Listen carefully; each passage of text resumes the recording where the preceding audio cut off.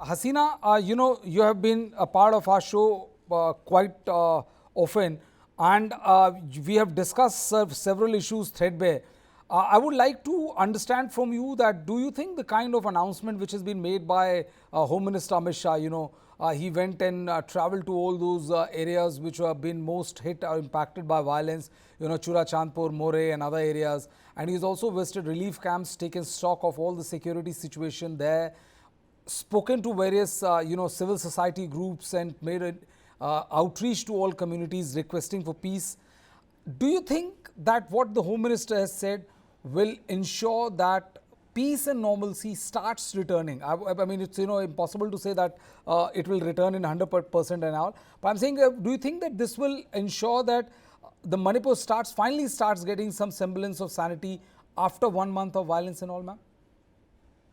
I think the step from the central government of having Amit Shah visiting the state was the much more needed.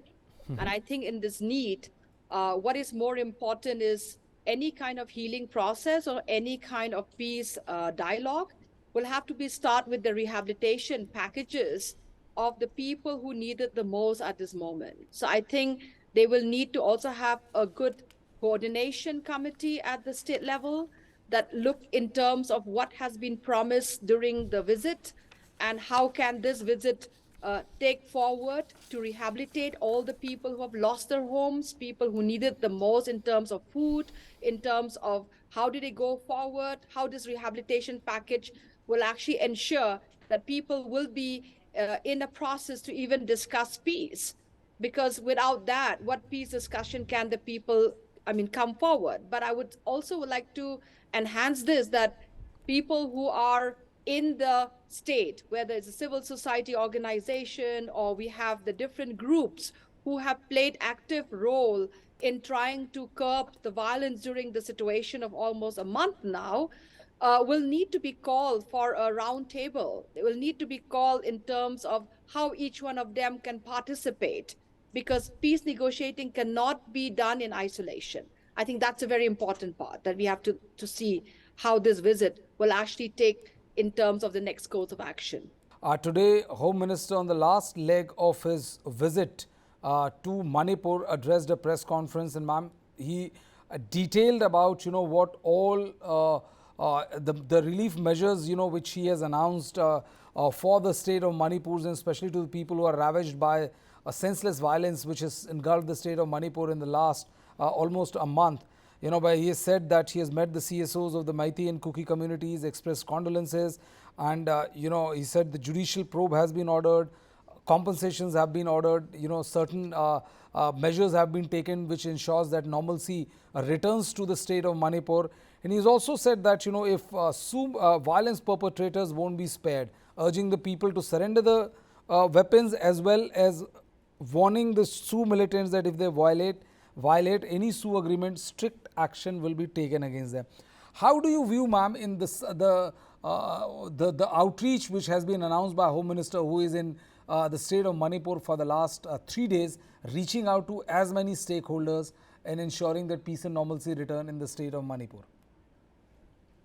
Oh, well, good morning. As I watch all the TV channels, I could see how eager all the people from all communities are waiting for the coming of the Home Minister, Honorable Minister, Amit Shah. Seeing this, his people eagerly waited for him to arrive, but a bit too late, waiting for one whole solid month. Yet, we really appreciate his visit, but I'm sorry to say that even last night and early this morning, some about 8 villages in Kamjong district, 2 villages, and in Kampopi district, another 6 villages were burned down to ashes, even while the Home Minister was in the state. This has sent a message a very serious message that things do not really look very rosy. But I know that the Honorable Home Minister, after coming and seeing by himself that he is doing the best for the country and for the people of Manipur.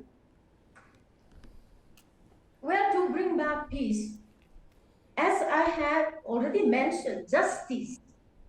Without justice, there can never be peace. And justice for each and every citizen of this great country called Bharat, India. So justice must prevail, and this justice should be available for every citizen of this country.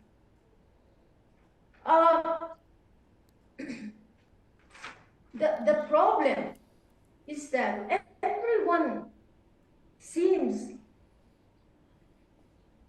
to want and wish that peace comes back.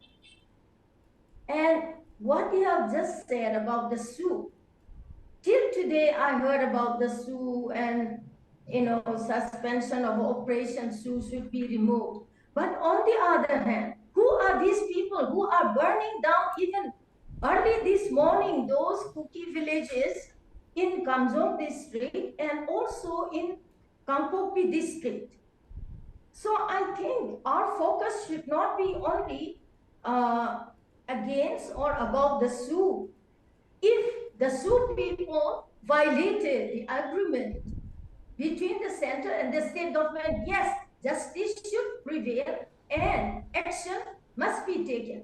But what about on the other side, Arambai Tengol and Meitei Lipun? I think as a citizen of this great country and as a citizen of Manipur, I should not be biased. I should challenge what the present situation brings such a destruction for the state and also a real bad reputation for the country. So I think the lawmakers, the law enforcers, instead must focus on that bias attitude, bias action should be done away with. Now, I belong to a Kuki community, but till today, I refrain myself to attack or to use abusive language for other communities, because as I am a citizen of this wonderful, great country, my country, India, for which my forefathers had fought against the Britishers, and a citizen of Manipur, Kuki Manipuris, I think my responsibility is to look at my people, Nagas, Kukis, Meiteis, farmers, and also all the other communities who reside in Manipur as my own children, as a leader or as a responsible